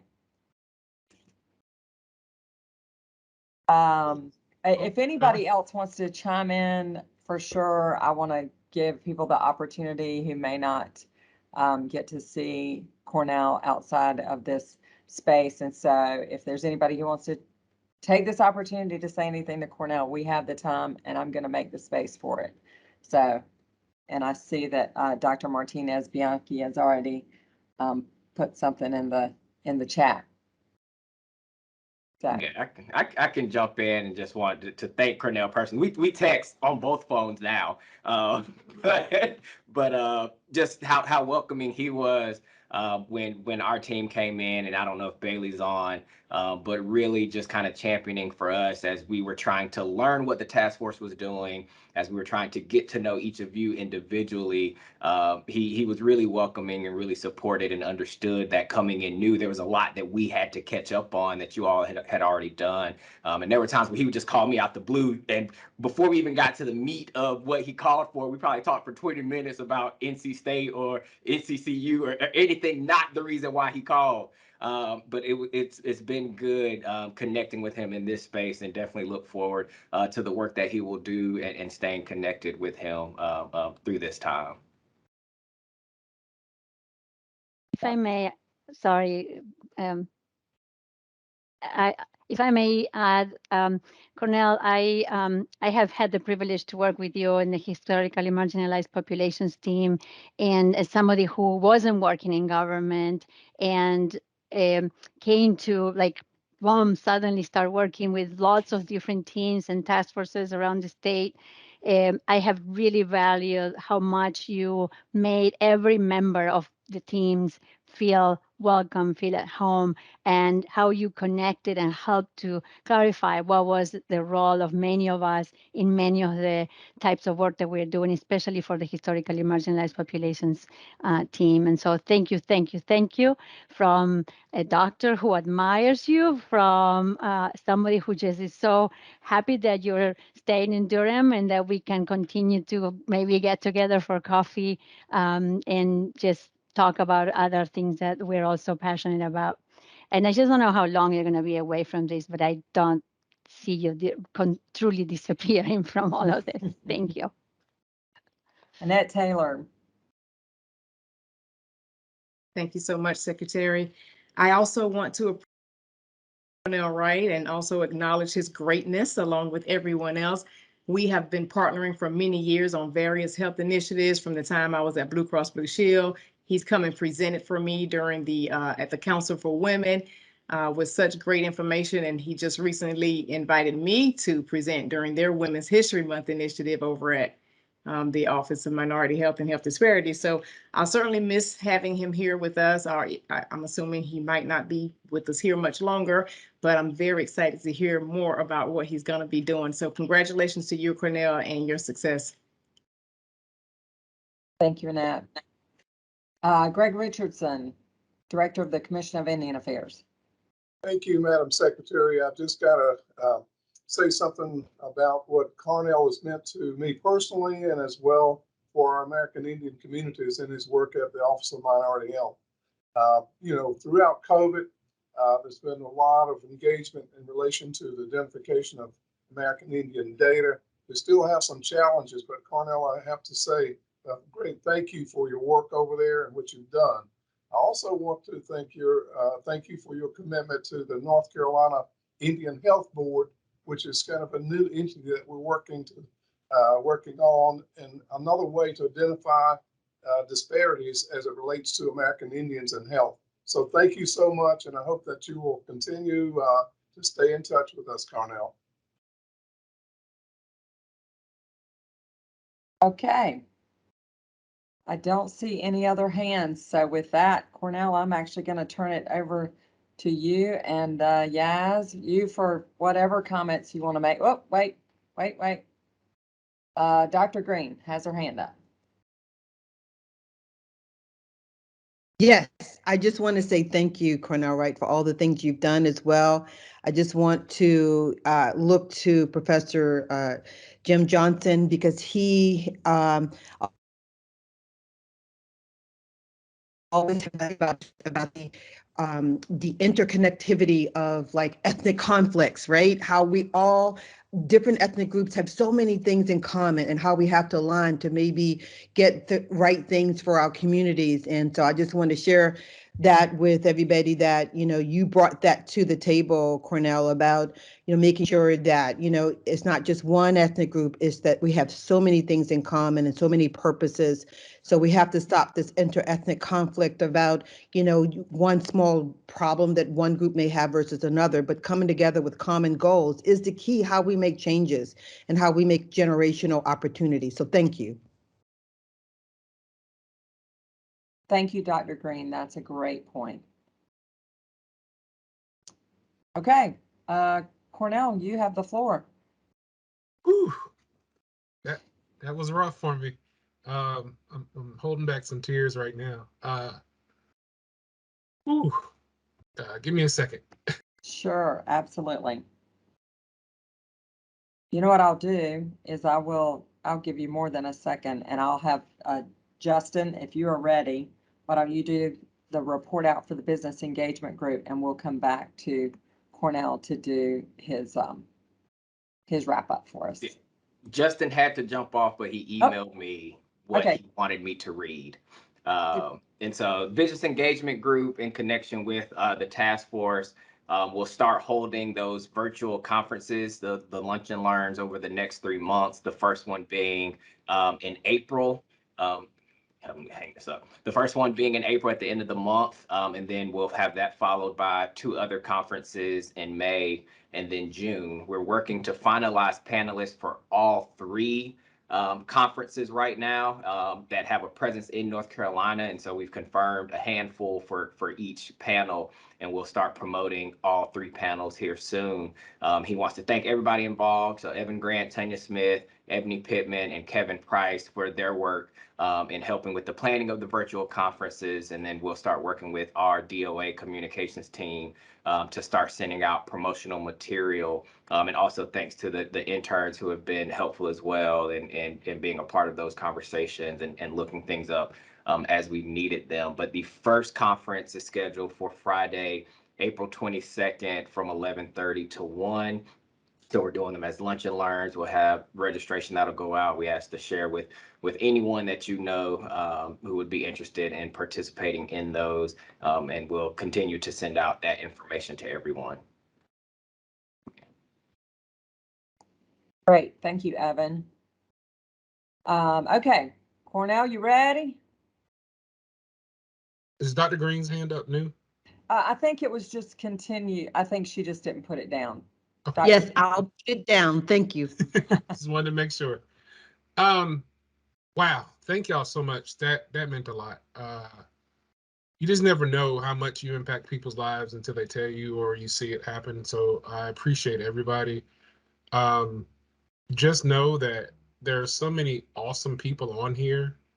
And Dr. Jim Johnson is like such a fabric in my life.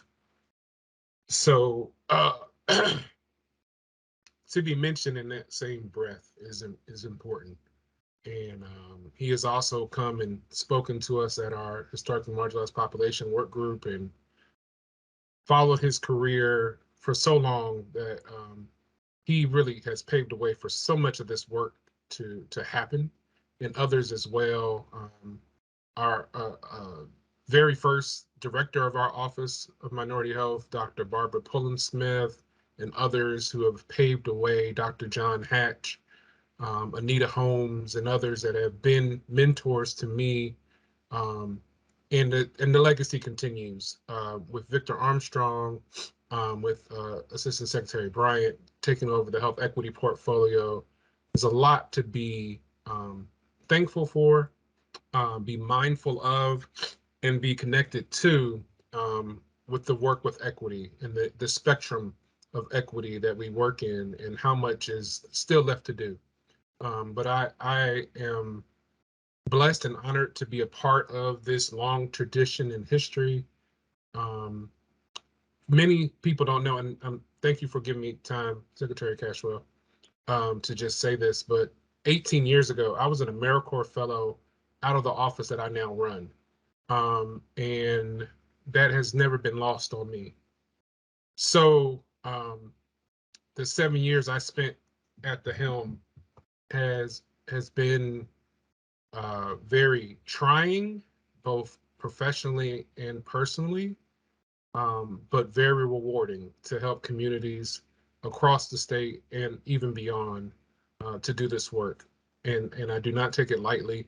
I am transitioning to a national nonprofit position, and there will be a new press release at some point coming out but I will tell you now where I'm going and what I'll be doing.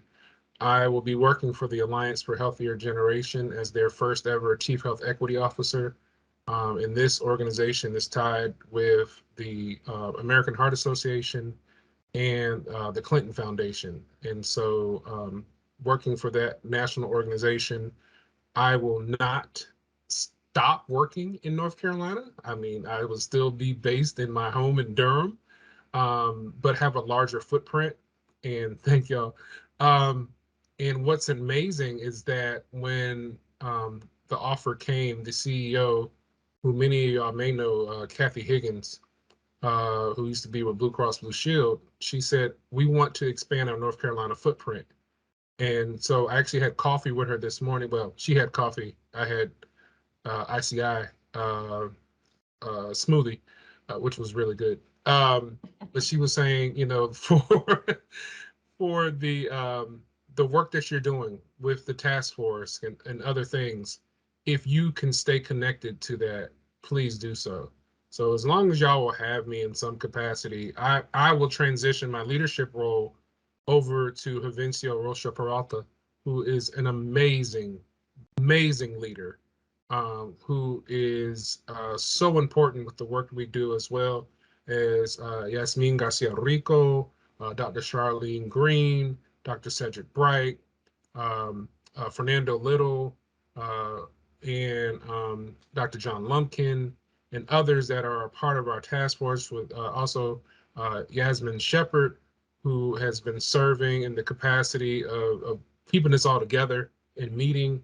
In our last meeting, we talked about the need to take our recommendations and create a document, blueprint of sorts, to make the actions more accountable. And this is based on a conversation sparked by Jovencio. So Jovencio is going to be working with Evan, and who I cannot say enough about. Evan has really been the consistent fabric throughout this whole thread of this work, to make sure that we do talk in between meetings. And Annette Taylor has been helpful, and Dr. Hollingsworth and Dr. Richardson have all been inviting and welcoming in their spaces, and it's just been beautiful. And Michael Leach has also done a lot of work on his side to make sure that these connections happen. And I don't want that to be lost. And I want to make sure wherever I'm at, that continues to happen. And so we're putting together this plan to create this blueprint of sorts, so that there's accountability for the recommendations, and letting us know, like, this is what's needed to push these recommendations forward. If we want to talk about the issues of pathway and pipeline programs, and we've also spoken with AHEC, and also spoken with the North Carolina Healthcare Foundation about these issues that are doing similar work, then we got to have a little bit of guidance on how that structure is going to take place. And so Jovencio and Evan and I are going to be talking more with our subcommittee of how to make that a more actionable and sustainable effort through this accountability document. And I'm just overwhelmed with excitement and joy to continue to work with you all in every capacity beyond my current state capacity, and just know that you're in great hands with the Chief Health Equity Officer, Victor Armstrong. So what Victor alluded to earlier, and I didn't know what he was going to say when he came on camera, was at the start of the pandemic, Victor would say something in a meeting, and they'd be like, "Oh, Cornell, that was a good idea." I'm like, "That was Victor." Or if I would say something, and then they would say, "Oh, Victor," and I'm like, "No, that was Cornell." So we've been fighting this fight for a long time. So I messed with Victor one day, and we had on a similar shirt, and I took a picture and screenshot it and sent it to him. So Victor doesn't have to share his spotlight with me anymore because people will not confuse us.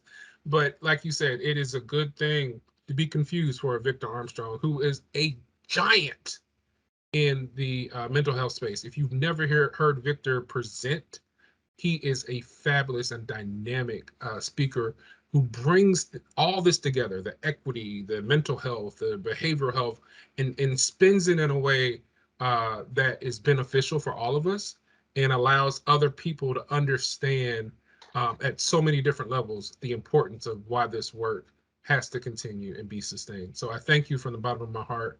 I appreciate all of you, and continue to work, diligently to achieve equity and in our inequities and lower our disparities. Have a good one. Cornell, thank you again. And you are welcome to continue to be a part of the Andrea Harris Task Force. So I'm excited to hear that you are open to that. We can make that happen for sure.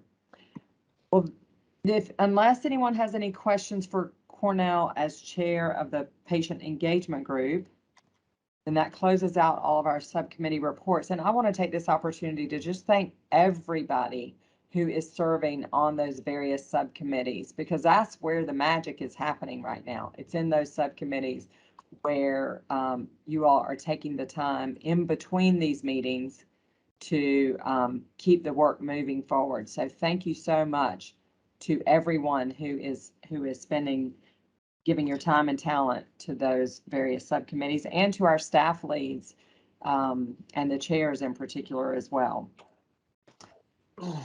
Okay, that is all of the meat of our business for today. I do have a few administrative announcements, but before I go into my announcements, I want to give you all the space. If there's anybody who your organization has something going that you want people to know about, or any particular announcements that you feel like are important to share with this group because of our various connections and stakeholders and communities that we represent, I want to give space for that right now. Is there anyone who has any kind of announcement that you want to share? And obviously the chat is always open for that as well, but this is your time. Okay. I will start doing some announcements, and maybe some of you will think of something that you want to share as I go through mine. First of all, April, World Autism Awareness Month. Be mindful. It's so important. Sexual Assault Awareness Month is in April. And so our Council for Women and Youth Involvement will have a few activities around that. Our Council for Women and Youth Involvement also, just at the end of March, which was Women's History Month, published the fourth in a 4-part series of reports on the status of women. This one was called Status of Women, Poverty and Opportunity.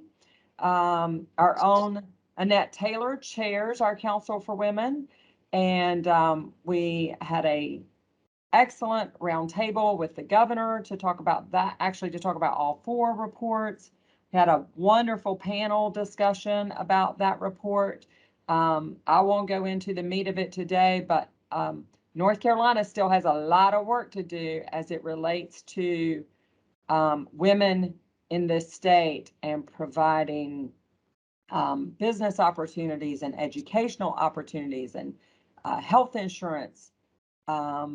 Those were 3 of the big areas covered, and I'm drawing a blank on what that 4th one was. Health insurance, business opportunity.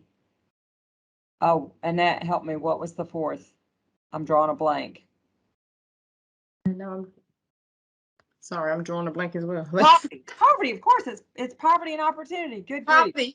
Poverty is the Poverty biggest, and opportunity. exactly where we It was stand. poverty. Yes. Yes, ma'am. Yeah. Yes. And so North Carolina, I will tell you, the grade was a D+. I don't even like to talk about that because I never had a D+, a D anything in my life. And so I don't like getting a report that says D anything. But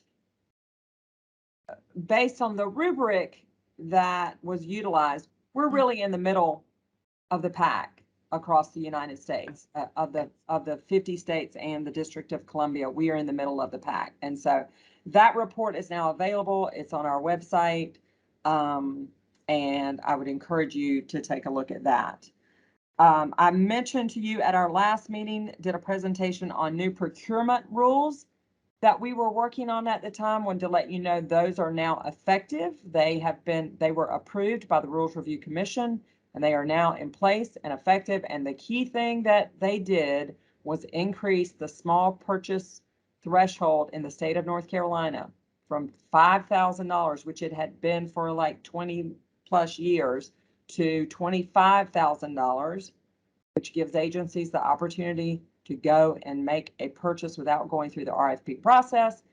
That helps our hub businesses because the RFP process is something Lord have mercy, it's a nightmare to get into. And so if we can just direct hub businesses to the state and have them ready, available, willing and able to do business with the state, agencies can now purchase directly from them. That ready, willing, and able is important though, and that's an important piece. And I could talk all day about that. And our hub office does a great job of getting businesses ready, willing, and able. But let me tell you, if you have friends who own small businesses, please send them to our hub office to be certified. Because the next thing I want to announce is that the Retool program, which I've also talked to you about in the past, which is a grant opportunity for small minority women-owned businesses who are either DBE certified through the Department of Transportation or hub certified through our office, are eligible for a small grant for their business. This is we're calling this Retool 3.0. The first phase, there was roughly $20 million that was granted through the Institute and the Carolina Small Business. And they, again, are going to be working with us to get those grants out. We are getting very close to opening up Retool 3.0. So also be mindful that if you have family, friends in your networks, people who own small businesses who might be eligible for one of these programs. And this time we're including startups. So even if they started a business during the pandemic, they need to get certified through Hub. They need to get certified. So they need to start that process right now before we open up the program so that they're ready to rock and roll. So please share with your various groups to send small businesses to go ahead and get certified, and then be on the lookout for the Retool program. Final thing, just because I'm excited about this, I love recognizing employees. We had an award ceremony here at DOA last week that was frankly awesome, amazing. We honored about 15 of our employees with the Secretary's Award of Excellence. And I know that doesn't impact you all, but it's really important to me. And so I would just want to share with you good things that we are doing here at DOA. I believe that's it for me and all my announcements. Have I missed anything? Evan, I try to let you guys know of stuff I know of, and we are trying to be very intentional. So, you know, in some ways, forgive all the emails, but not really, because I'm constantly sending Evan things that come to me to make sure that it goes out to all of our various stakeholders, of which you all are very important. And so, Annette, you look like you might have something still that you want to say. Did you think of something? No. Okay, just making sure. All right. With that, if anybody have any last call? Okay, I appreciate you guys so much. Today was awesome. So much great information. 12:01, we did pretty well. Enjoy the rest of your afternoon. Oh, and we meet, Evan, I'm surprised you're not like waving at me like this. We meet in May. We're going to meet again in May. I know we've been meeting every other month, but we're actually going to meet in May. And that is because EO 143 technically ends in June, but we are working now with the governor's office to talk about, we don't want to end this task force.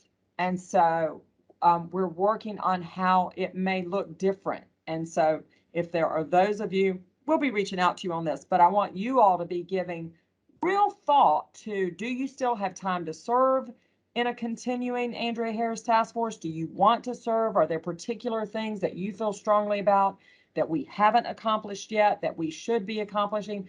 Please be giving some serious thought to those things, and whether you have the time to continue to provide your time and energy. I think we are going to try to narrow down to not have it be quite as broad as it has been. As you all know, we have covered so many different areas. I mean, I think it's easily the broadest commission slash task force across the state in terms of the issue areas that we're looking at. So just know that we will be revisiting that and be giving that some personal and professional thought. With that, this meeting is adjourned. Thank you all so much for your time.